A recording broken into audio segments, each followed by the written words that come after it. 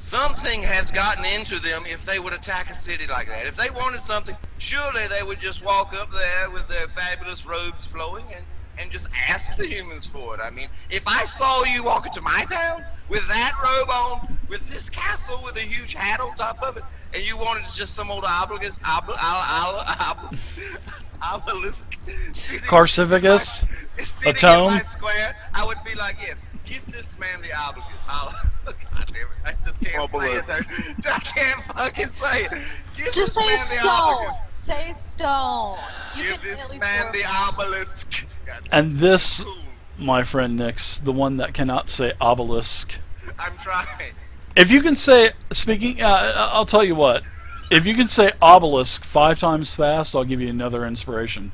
But you can't say... Obelisk. I can't. Ah, you did it! You fucked up on number 5, yeah. You screwed it. Oh, you had it. One up, but I kind of glossed over it. I thought you had it, buddy. So, Zephyros, he says, and that is why the ordning is out of whack. This wouldn't have happened if the ordning was still in balance, and if King Hecadin and Queen Mira were still in power. This would not have happened. So there are answers that I need to find out on my end as well, and maybe, with your help, maybe I can find out something as well. I'm thinking this is probably what my visions have brought me to you for. Seem to be at your disposal for at least 16 days on this fabulous journey through the skies. Oh yes, and it will be a most magnificent journey as well. Oh, it already is. All 624 hours to be exact, according to my If you dropped me off now, calculations. it would be a fabulous journey, but yeah. As fabulous as it is, it does make me nervous that someone did kidnap King Hector, and how one would go to do so. He murdered his wife as well, Vivian. That is horrendous. She seemed like such a shield giant, too, from Zephyros' description, and I don't think he would lie about such things. My Nick, people you're always appreciated. But Nick, you're admittedly acting on very little information, considering that just us, we are a diverse group of small folk. Let us not assume that all giants are like our gracious host here, because I am sure that there are those who would reach out and grasp for power just like any other being would. Like ants. Well, Yes. even the king that has been kidnapped, Zephyros portrayed him as some huge, small folk crusher, you know. But if not for his queen, he would have murdered many of us to hear his tale. And he probably would have already done so by now, but he is gone. No one knows where he is. And, you know, he says, come, my friends, let me show you the rest of my tower. Oh, okay. So, Yes, can you please guys give see us the some map more. now? Can you guys see it now? Hopefully. I still have a gray scene. I have My Yeah. console popped up, some babe. tokens. Actually, I can finally see it now. Oh, God. I have a great background. I see the tokens, but only the tokens of. Close it out, and let me try okay. one more time. Close it out, everybody close it out one more time, and then we'll try it one more time. God bless it. Closing all my windows. That pimp-ass hat castle thing. That is the pretty awesome, awesomest isn't it? freaking map in that book, probably. Yeah. I do like the maps and, you know, Storm King's Thunder a lot more. I think they're a lot better than everything else. Curse of Strahd was pretty good, but these are definitely pretty good. So, can you guys see it now? Hopefully, yes. I'm not I seeing it yet. Yes, I can see it. I can see see it. tokens. That's it. Yeah, okay. Tokens and loading. Well, damn it. Alright. So on the second floor, he takes you up to the second floor, and this appears to be his living quarters. And the ceiling of this floor is probably, and like I said, there's a 10 to 20 foot hole. And actually, he gives everyone a levitate spell, and you're all able to levitate right up. And ceiling here is Thank about goodness. 80 foot tall. You can see the Whoa. same types of magical orbs that are basically in each corner of the hexagon. In this room, there are the very slender windows with the stained glass in them. This also has a giant-sized bed and an enormous wooden chest that is shut. And this chest is probably about 10 foot wide. This chest is the biggest chest you've ever seen, and you are thinking, wow, there is so much stuff in this chest that it can hold 20 Vorpal weapons or 50 Vorpal weapons. This chest is huge. Why is it gonna be Vorpal weapons? I know. That chest is huge. There's stone shelves that protrude at the 20, 40, and 60 foot mark, and these shelves bear all kinds of books, journals, scroll tubes, and he tells you that this is where he studies. And also, there on where one of the clear windows is, there is a beautiful orb that is floating there, and it has like a swirling white mist in this blue orb, and it's just kind of changing directions as where it's swirling, and this is floating about 10 foot off of the ground. And then he looks at you, Nix, and says, "This is how I control the tower. This is my navigation orb that I created." It's quite impressive. I wouldn't know where to begin. I wouldn't even think such a thing could control a massive structure as this. It is beyond my capabilities to understand, my good friend. Then above where you're at, there is another smaller hole about 6 to 8 feet wide, much tighter fit. And as you kind of glance up into the airy part of the castle, there are 4 huge nests up there, and there are 4 griffins in these nests, and he calls them his pets. Zephyros says, "My pets live up above me." Beautiful creatures. They are. They're very graceful. Are they friendly? Of course they're friendly, unless I tell them not to be friendly. They like they little give folks rights? as well. I'm sure they probably could, but I don't think, since they've been my pets, I don't think they've actually given any rides to the small folk. Oh, wait a minute. I think I read a story about an old rogue who thought she could ride griffins, but ended up not being able to. Oh, sounds like it had a very tragic ending. Yes, indeed, my friend. I've heard that story. It seems like it was made up to me, though, Rick. Surely a rogue wouldn't be that foolish.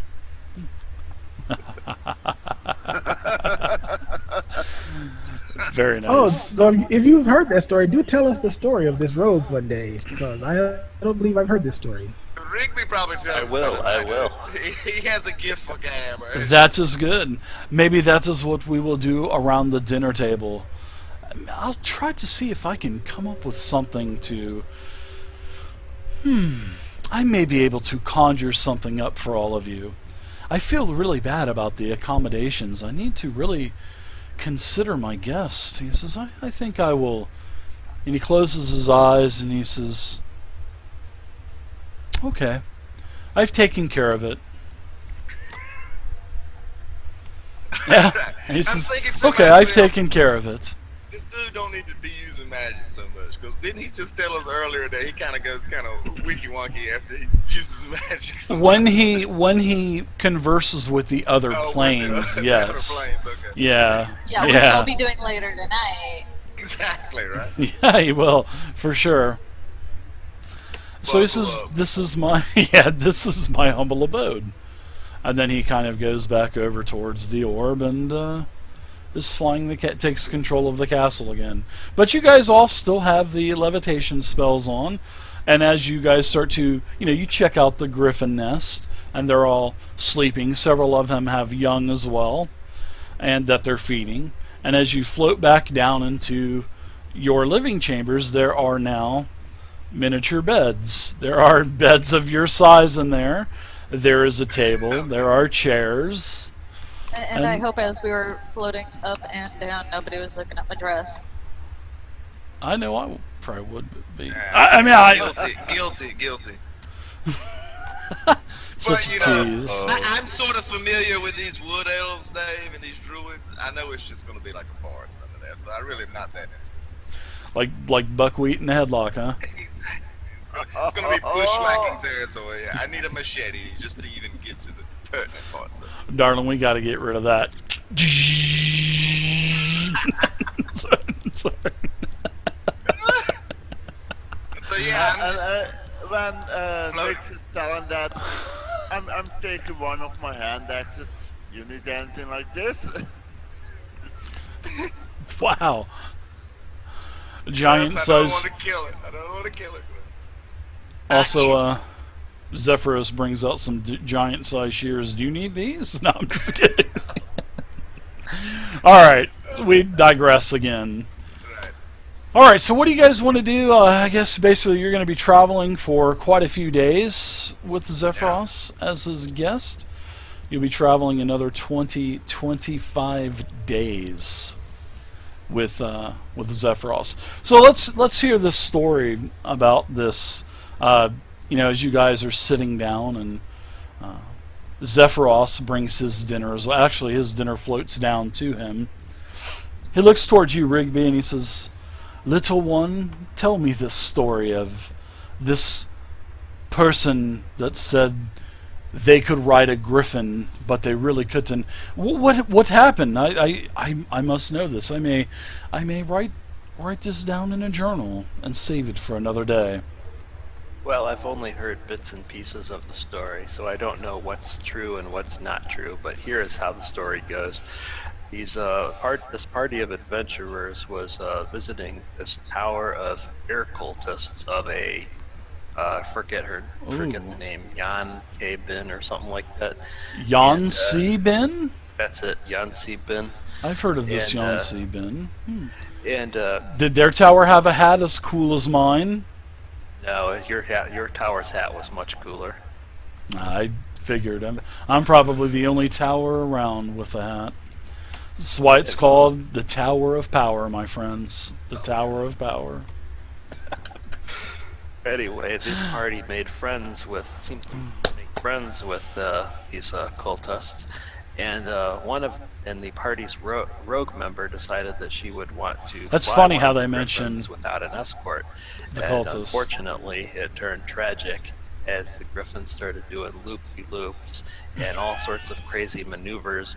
Everyone saw her hanging off of the griffin's tail until eventually, unfortunately, she could no longer hold her grip gave out on her, and she fell some 200 plus feet to the ground with a splat. What a horrible story, little one. What was the name of this? You said it was a woman?